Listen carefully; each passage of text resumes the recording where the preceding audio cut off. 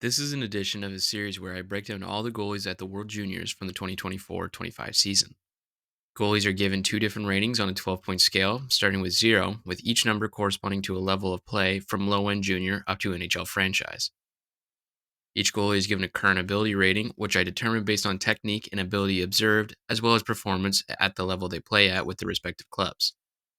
They are also given a potential rating where I take the same things into account and try to assess what I think their optimistic potential could be. Lastly, I have ranked all 18 goalies at the World Juniors based on the results, teams they played, team defense, and abilities observed solely at the tournament. Vladimir Nikon is an interesting goalie at the World Juniors, being one of 11 who are affiliated with an NHL team. Nikitin, being the Kazakh starter, probably had the least amount of fun at the tournament. The Kazakhstan team is just flat out bad. Watching their team defense is more akin to a toddler trying to place a cube in the circular hole rather than anything to do with hockey. It makes it very difficult to evaluate Nikitin facing much stronger teams. Kazakhstan's tournament was so asinine, in fact, that when Nikitin got pulled against Czechia, his backup played so badly that Nikitin got put back in midway through the second and got pumped for six more goals to reach a grand total of 9 goals against on just 25 shots. Unfortunately, even in light of how negatively affecting his team was, it's still difficult to think of Nikitin's tournament as anything more than bad. He looked okay against Switzerland, but he got ravaged by good teams such as Slovakia, Czechia, and Sweden. Against a comparable team in Germany, which Kazakhstan had led 3-1 at one point and even outshot them in the game, he just wasn't really good. Nikitin isn't a terrible goalie. Clearly, something must be somewhat there if he was drafted. A common theme amongst the lower tiers of goalies at the World Juniors is being fast and athletic, but unpolished, and Vladimir Nikitin fits that bill. His lateral quickness is impressive, even for this tournament, and on some occasions displays cat like reflexes, making incredible stops with the glove or stretching an unreal amount on a whim. However, he has problems with positioning, mostly seen during screens, problems anticipating the play, and what I would consider a very poor stance. Nikeen is a big guy, standing at 6'4", 205 pounds, but he manages to sometimes make himself smaller in his stance. His gloves hang low and are turned inward with him bent at the hips rather than knees. It can cause him to easily get scored on from high shots and also creates inefficiencies in his movement by not loading power in his legs. He also has shown to keep his hands very narrow and close to his body, diminishing how much net he actually takes up. Keaton is notable for playing in the BCHL, the top junior A league in Canada, the season prior where he put up poor numbers after a horrendous start. This season, however, he moved to the Kazakhstan junior team playing in the MHL Silver Division, the second tier of junior hockey in Russia, and not very good league. He did not, in fact, improve his numbers in any way playing in this league, but fortunately is moving back to the BCHL for the remainder of the season. I have to rank Nikin close to the bottom of the tournament, as his performances were just kind of bad, and he really didn't display any abilities that made me think he was playing well despite poor statistics. Nikitin is a long way from being a long way from the NHL, but there is some raw talent there. Potentially, Nikitin can erase this international performance by performing at the senior level in years to come. And as for Nikitin's backup, Jokhar Dudarkiyev, Everything burns. Utläge för Tjeckien här och det är mål. Lidingö är med. Bollen. Och det är mål. Pucken i lägen.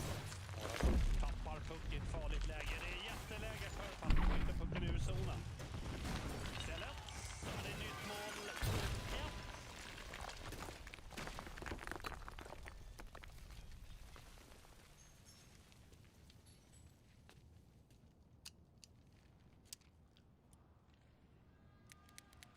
what are we doing here, man?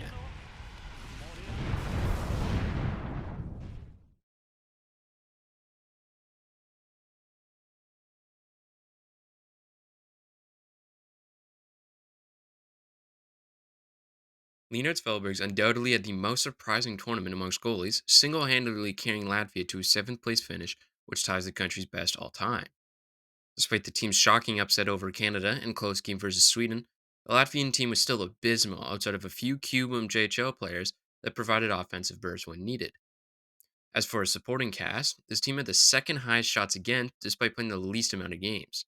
On the offensive side, they weren't much better. The team had the second least amount of shots in the whole tournament and scored the least amount of goals. Suffice to say, Feldberg certainly had his work cut out for him. Still, Feldberg stood his ground with fantastic games on paper against Canada, Sweden, Finland, and Germany. He stayed with the play well on a much higher level than any goalie from one of the bottom four teams. On some occasions, he could be completely on top of the play. He surprisingly was able to anticipate passes despite most likely being dead tired and was even ahead of them. He's a pretty quick goalie and quite athletic. He can make explosive pushes and stretch out with the pads to make remarkable toe saves. His most definable quality is his compete level. Only one goal in this tournament could match how hard this guy played. When a Latvian goalie puts on the crest of the homeland, the spirits of all previous Latvian netminders empowers them to play beyond their capabilities and leave everything on the ice, which is what Feldbergs did. The problem with him, however, is that he might not actually stand out as much as you'd think. While Feldberg's highlight reel is a really long word, he can often look unremarkable. He has some noticeable qualities, as previously mentioned, but there's nothing that really makes him stand out from the rest from a pure technical standpoint. Even though he played fantastic against the likes of Canada and Finland, I'd argue that the quality given the quantity of the shots he faced was honestly relatively low, aside from the few clips that I've shown. Canada this year is well known to have a very uncreative and low dangerous offense. I don't believe Finland to be much better. It is worth noting as well that his worst game came against the States, which is representative of what a real elite offense actually looks like. I was often just left feeling like, meh, this is what an average Q goalie looks like, until he would periodically make a big save. His footwork, solid, but it's not fantastic. His depth control and positioning, not very noteworthy. And he doesn't really look like he's making any overly intelligent moves to give himself an advantage.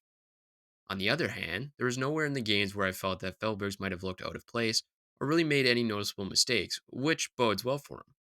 He just didn't make anything look effortless when he wasn't making big saves. An elite goalie can make everything look trivial. Feldbergs just looked like he was capable.